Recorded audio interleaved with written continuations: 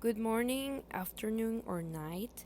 My name is Kimberly Ramirez Marquez. I am from Tech Milenio Campus Villahermosa, and today I am presenting the topic 10 of the class Contemporary World, and more specifically, the topic What Happened After World War. I will talk about the events and problems of the post war.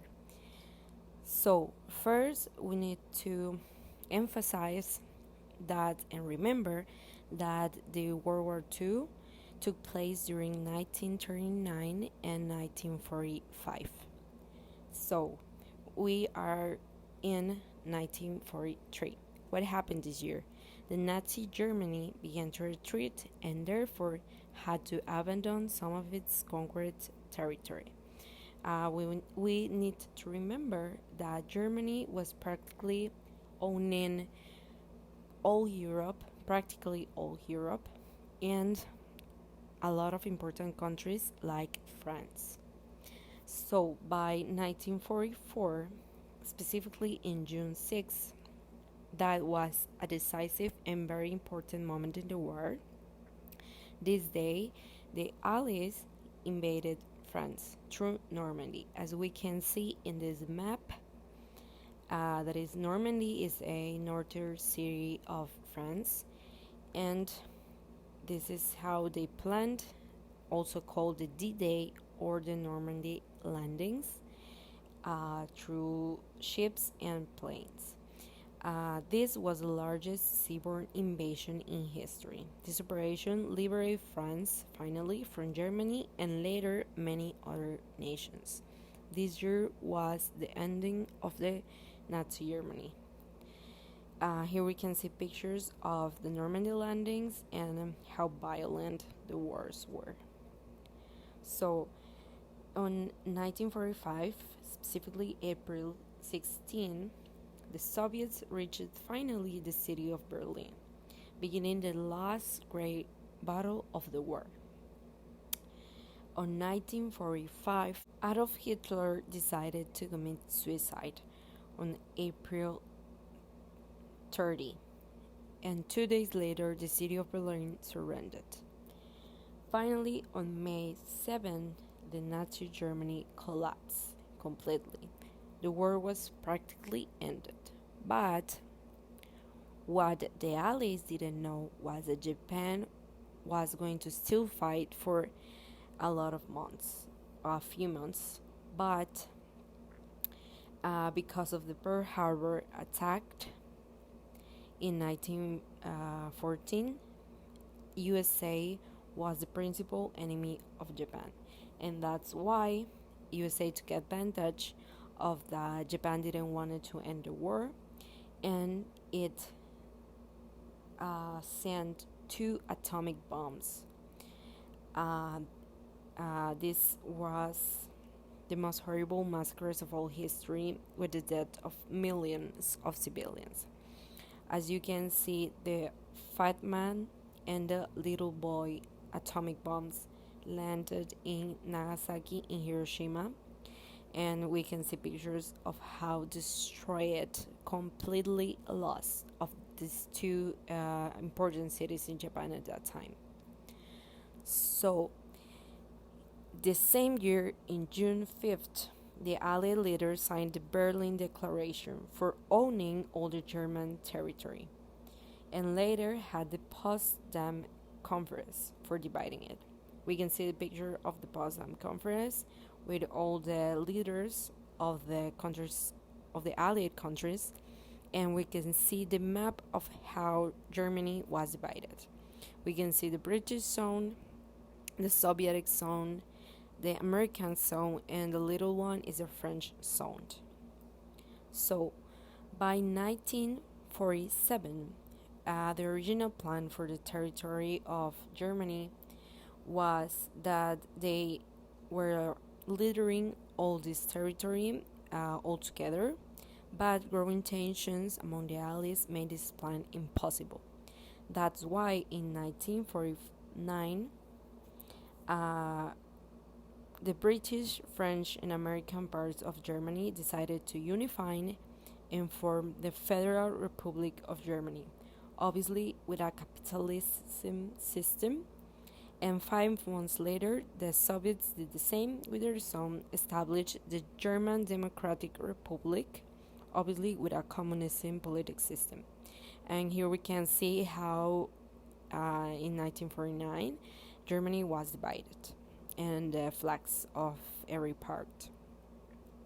So, um, the same year, a new ideological hostility was developing in Europe between the capitalist West and the communist East. This was the most important fact about the division of Germany. The one side was capitalist and the other side was communist.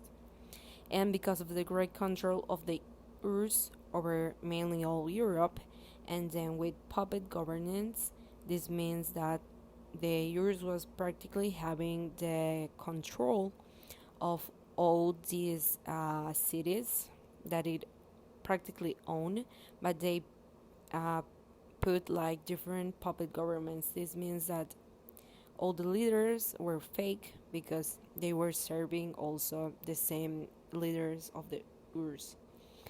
So, seeing this, the United States decided to propose the Marshall Plan.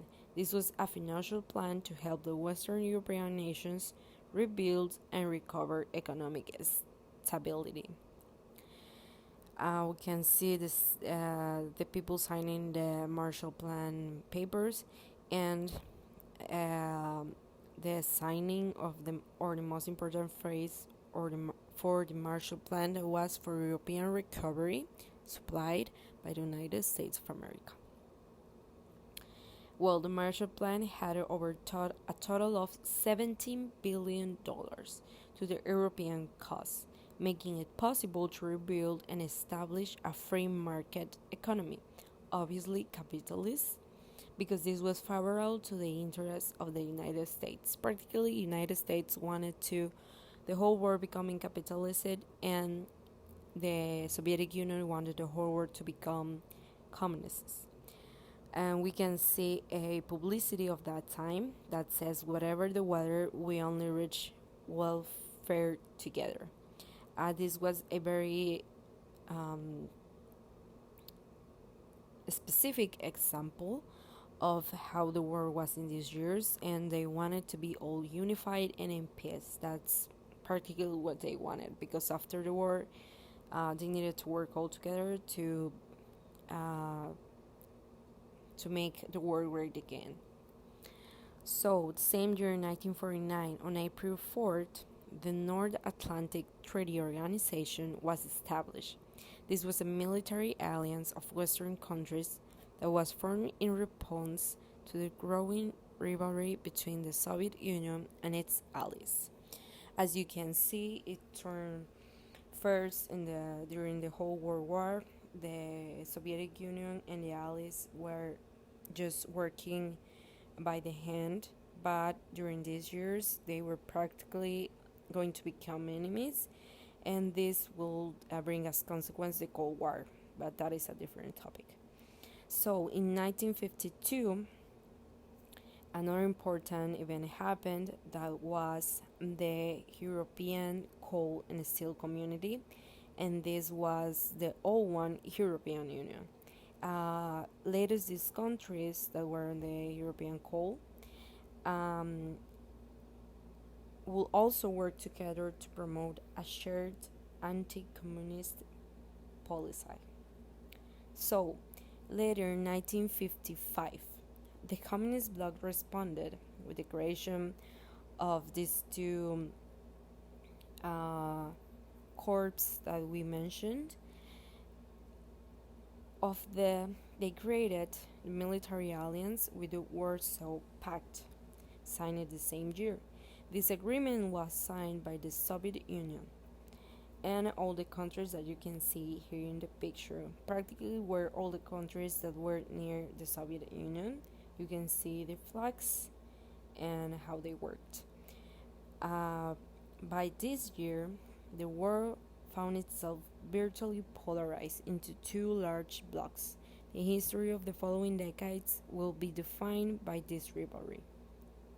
So, talking about rivalry, we will see what was the difference between communism and capitalism and why it divided the whole world in two. So, first, we need to understand the basic definition of the both. The both were politic and economic systems specifically.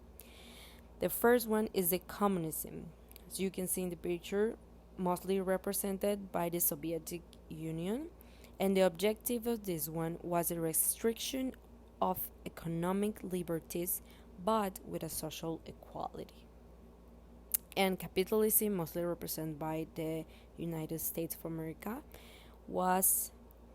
had the objective of allowing economic and individual freedom.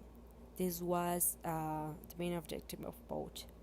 So now that we know the definition, we can see their principal differences.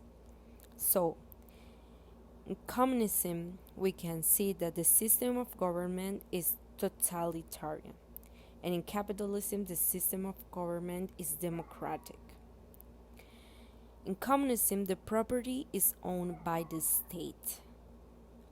In capitalism, the property is privately owned. This means anyone had their own property, and in communism, you had nothing. Everything is from the government, and everything is for everyone. The third difference is that no free enterprise is allowed, and capitalism was driven by free enterprise. Next, the wealth distributed equally, and in capitalism, the wealth distributed unevenly.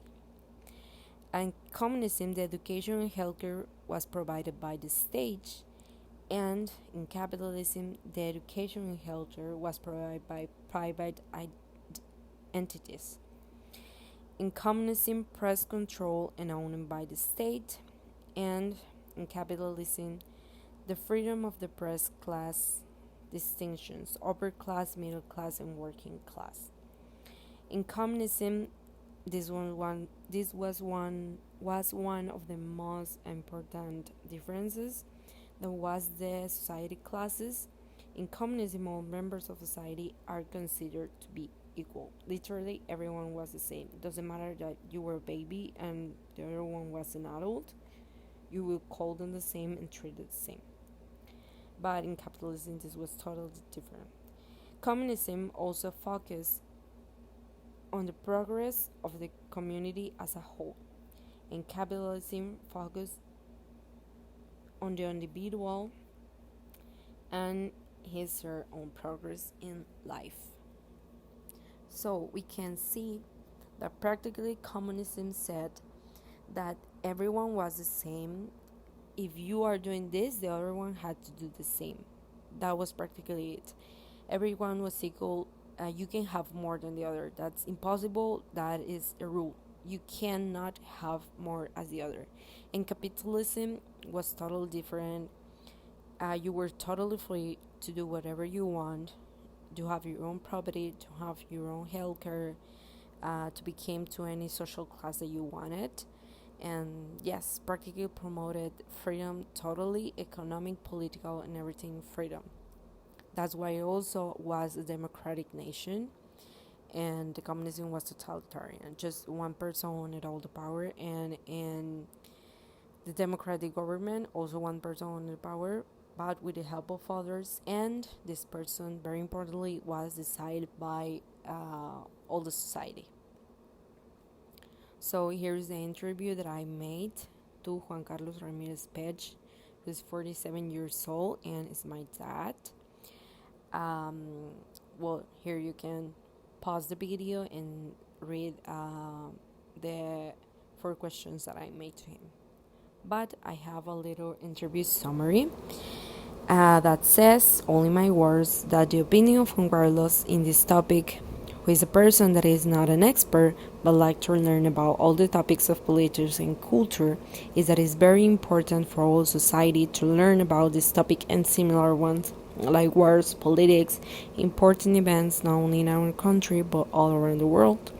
Also, have learned about this topic by the help of a lot of movies and documentaries, and he finds very important to promote this type of things and this important information of wars, because this will help the future societies to understand that war is just a simple no in life. It's no for everything. Peace is the key. And also a very important thing that he says is that it's important to learn about this topic because in this specific situation of history, it happened that all the science and technology were used only for bad things, for murdering people, for making a bad in society. And he emphasized, he has the same opinion on me, that technology and science need to be used for benefit of society only. That is his only goal. So, well, this will lead us to the final part of this video. That is my personal opinion about World War II. Well, my personal opinion is that for me, I love this topic. I love to investigate about it since I think I was like 12 years old. I all the time used to watch videos and documentaries about the Jewish Holocaust. It was my favorite topic for a lot of time. It is very impressive how a person can suffer so much just for believing in something different to others. And for me, this Jewish Holocaust was the worst of the world. This and the atomic bombs were simply horrible. Millions of people died, and I think yes, I have the same opinion as my dad that old persons around the world, no matter what country you're in, need to know about the wars. Not only World War II, all the wars, the World War One, civil wars, any war that you want to know about, because we can really understand why violence, hate, just leads to suffer and death, and all bad things in life. So I think it's a very interesting topic. You can see a lot of documentaries, movies, and I think it's amazing that there are literally a lot of very interesting movies about this topic. And well, it's a very important moment in history. We can say the development of planes, of the different machines, but also as it led suffer and death. The World War II was a very important moment for developing of technologies, like I said, like planes, and also helped the unity of the world. As you can see in the Marshall Plan, United States bring that economic help to Europe that was practically destroyed after the war. And that is what is good for the world, the unity and people helping people that need help. So yeah, that is my conclusion about the topic. And yeah, I think it's a very important topic. I love the topic. And that's all. Thank you for hearing me today and watching this video.